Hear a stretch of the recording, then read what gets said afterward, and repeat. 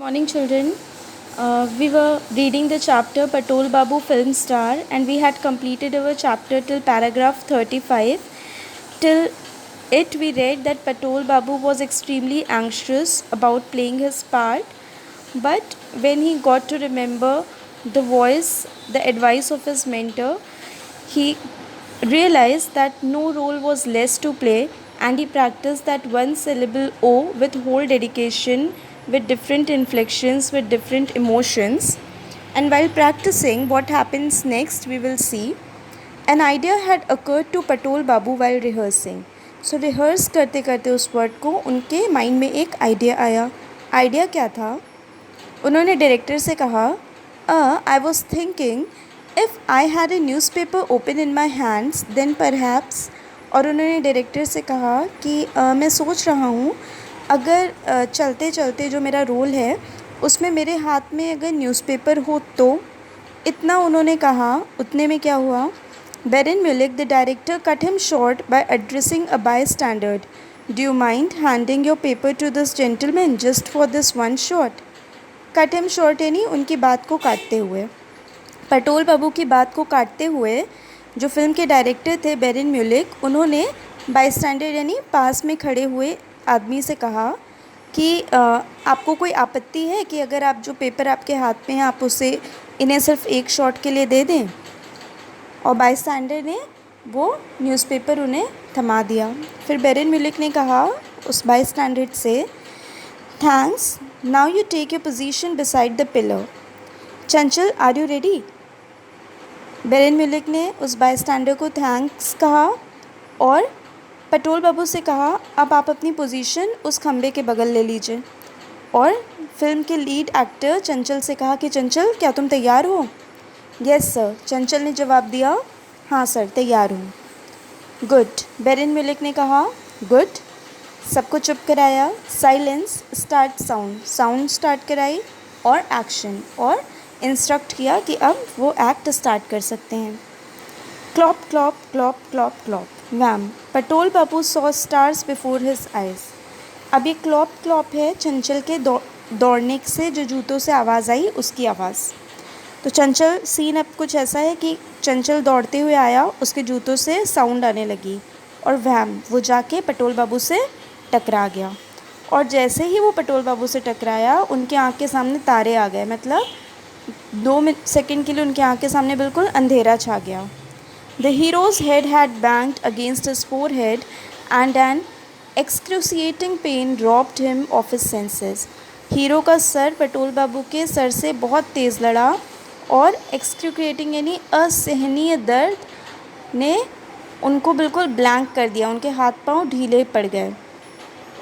But the next moment, by a supreme effort of will, Patol Babu pulled himself together and mixing 50 parts of anguish and 25 of surprise and 25 of irritation, cried, "Oh!" Then, after a brief pause, he resumed his walk. पर अगले ही समय उन्होंने अपने आप को संभाला और अपने दृढ़ निश्चय से उन्होंने अपने आप को बहुत कंट्रोल किया कि वो दर्द का एक्सप्रेशन वो एक्ट कर रहे थे, वो एक्ट वो बखूबी निभाएं. और फिर उन्होंने वो जो एक वर्ड था उसमें बहुत सारे इमोशंस को मिक्स किया. कौन कौन से इमोशंस थे? सबसे ज़्यादा जो इमोशन था वो था पेन का, एंग्विश का. उससे थोड़ा कम था सरप्राइज़ का, और जितना सरप्राइज़ था उतना ही इरिटेशन था. और इस एक्सप्रेशन से उन्होंने कहा ओ, और थोड़े से पॉज के बाद उन्होंने चलना शुरू कर दिया. कट. अब डायरेक्टर ने कहा शॉट ख़त्म हो गया. Was it all right? Asked Patol Babu anxiously stepping towards Baren Mullick. अब पटोल बाबू घबराते हुए बेरन म्यूलिक के पास गए और उन्होंने पूछा, क्या शॉट ठीक था? Jolly good. Why, you are quite an actor. और बेरन म्यूलिक ने कहा शॉट बहुत अच्छा था, आप तो काफ़ी अच्छे कलाकार हैं. माई God, said Chanchal Kumar, massaging his head. अपने सर को जहाँ पे चोट लगी थी वहाँ मसाज करते हुए चंचल कुमार ने कहा, हे भगवान, you timed it so well that I nearly fainted. आपने इतने अच्छे समय पे अपना डायलॉग बोला कि अगर आप उस समय ना बोलते तो दर्द से मैं बेहोश ही हो जाता। पटोल बाबू breathed a sigh of relief. A feeling of complete satisfaction swept over him. जब पटोल बाबू ने अपनी तारीफ़ सुनी तो उन्होंने एक गहरी सांस ली और अचानक से वो बहुत सेटिस्फाई हो गया खुद से। He had done his job well. उन्होंने अपना काम बखूबी निभाया। He was happy that after all those years he was still able to act so well. और वो बहुत खुश थे कि इतने साल हो गए थे उन्हें एक्टिंग छोड़े, फिर भी जब उन्हें दोबारा मौका मिला तो उन्होंने अपने रोल को उतने ही अच्छे से एक्ट किया। It was true that he needed money very badly. ये सच था कि उन्हें पैसों की बहुत ज़रूरत थी। But what was 20 rupees when measured against the intense satisfaction of a small job done with perfection and dedication. पर ये जो छोटा सा काम उन्होंने किया था परफेक्शन और डेडिकेशन से, उसके आगे 20 रुपीज़ का कोई मूल्य नहीं था, कोई वैल्यू नहीं थी।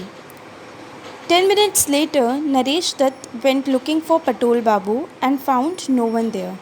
10 मिनट बाद नरेश दत्त पटोल बाबू को ढूंढने लगे, पर वो उन्हें नहीं मिले। That's odd. The man hadn't been paid yet. What a strange fellow. और जब वो नहीं मिले तो नरेश दत्त ने सोचा, बड़ी अजीब बात है, अभी उस आदमी को पेमेंट नहीं मिली थी, बड़ा ही अजीब आदमी था।